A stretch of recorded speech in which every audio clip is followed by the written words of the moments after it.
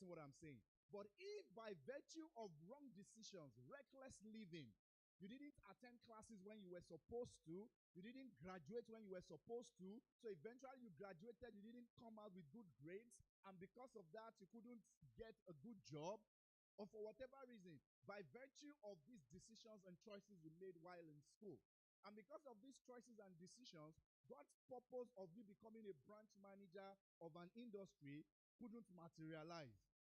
You may think it's only you that is affected, but in reality, it's not. Because it has affected every other person that is supposed to be positively impacted if you had made the right decisions or choices and fulfilled destiny. So listen to me, dear friend. No one's choice affects only them. It ripples. Okay? It goes far beyond. It goes much more beyond what we can think. So in this particular case study, we are told that the life and the prosperity of the whole nation was at stake. And it was in the hands of a man, a foolish man, if I may say. A foolish man.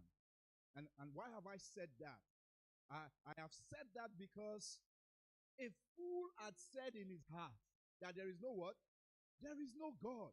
And that was what Pharaoh said over and over and over again, even in the face of overwhelming evidence. You know, Pharaoh needed not faith. Pharaoh did not need faith to believe in God. The Bible says the just shall do what? Shall live by faith. Why? Because we don't see God, right? So we live by faith. But Pharaoh need no faith to believe in God, because God came to him in theophany, in manifestations, overwhelming and convincing ones.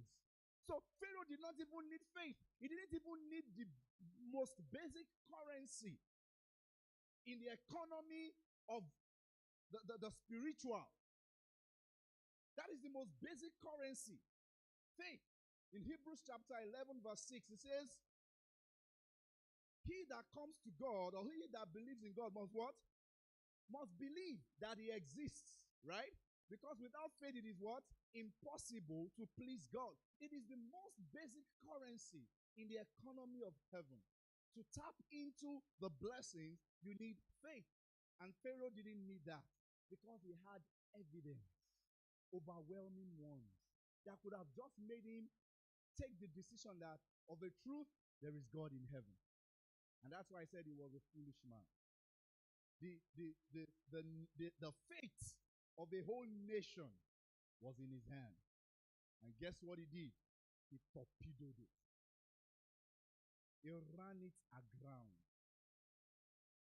You need to understand what was actually at stake at this time. Listen to what the lesson says. It says, Pharaoh and his officials will be responsible for the fate of many people, either for life or for death. Pharaoh's attitude toward the living God of Israel will determine not just his future, but that of his nation.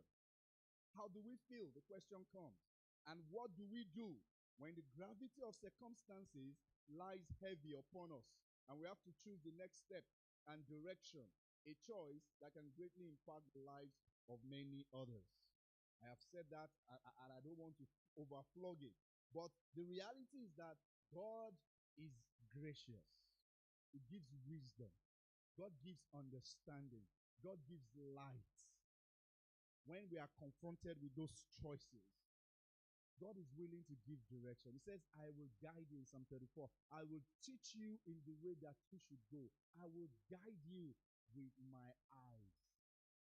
So God is so gracious, dear friend. And the problem, however, is that in our stubborn hearts, we don't always do what is right. We know what is right. We know the right choices to make, but we don't always make them. And the lesson is encouraging us today. We should not be like foolish Pharaoh. Okay? We should do that which we know that God desires and requires of us. Because the fate of many is hanging in our hands. You know, that saying is very true.